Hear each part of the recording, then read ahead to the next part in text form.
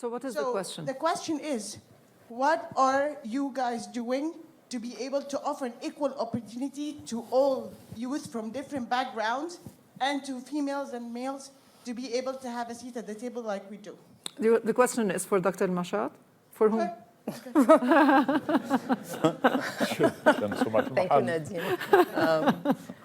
Well, first, coming to Davos is not open to everyone. So yes, you should feel, and the reason why is I guess, given the topics that are discussed and so forth, it's supposed to be where we think and then try and go and implement in our countries, or the private sector go back with ideas and so forth. I think from a policy perspective, every government, given the challenges it faces, tries to formulate through plans or programs ways to be inclusive. And I guess that is the theme that is in the region today. When you talk to any government, it's about inclusive growth. And inclusive growth does mean more participation of youth, more participation for women. If I can talk about women for a minute, in Egypt, for example, there's the National Strategy for Women Empowerment. We're the only country in the region that announced that from the UN. And when you take a look at women participation in government or in parliament, there have been quite significant movements. It's not where we want it to be, but at least the action has been taken on the ground. With the World Economic Forum, we are also the first country in the Middle East and Africa to engage or launch the Closing the Gender Gap Accelerator, which is again a private-public platform. And I'm I'm a champion of policy making, and policy making requires that you are clear with your objective. You identify the procedures or the instruments that you're going to use, and you're transparent.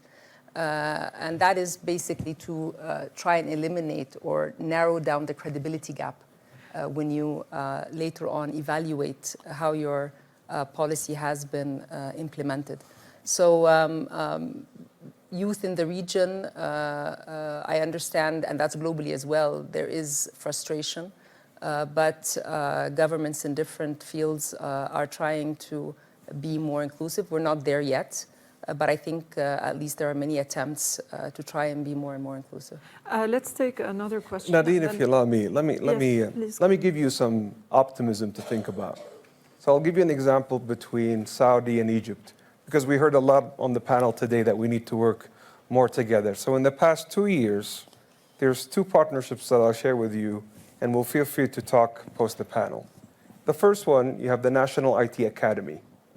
Actually, Egypt have started this years and years back, in which graduating and upskilling both men and women in ICT. This has inspired us to launch the Saudi Digital Academy, and this has been in partnership with His Excellency Amr Talat, who's a good colleague of yours.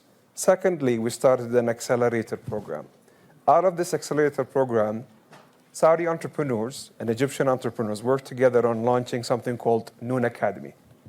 In Noon Academy, it's tackling the biggest challenges in education again. They have found out that the linear relationship between students and teachers won't cut it. It's a circular relationship among their leaders with social learning. This venture today, they started 3 years back. Today, they're touching 1 million students in Saudi and 1 million in Egypt. So this is more food for thought for you to be optimistic.